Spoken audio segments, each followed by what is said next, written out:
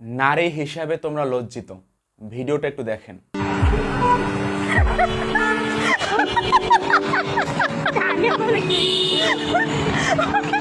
মানে উনি এখন আমাদের দুইজনের নিয়ে যাইতে পারতেছে না।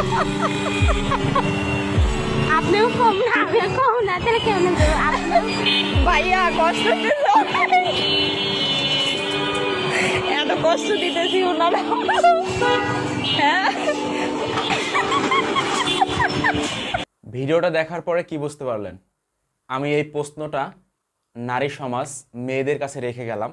এটা কি কোনো সভ্যতা? এটা কি আসলে সুশীলের পরিচয়? এটা কি আসলে জ্ঞানের পরিচয় দিয়েছে?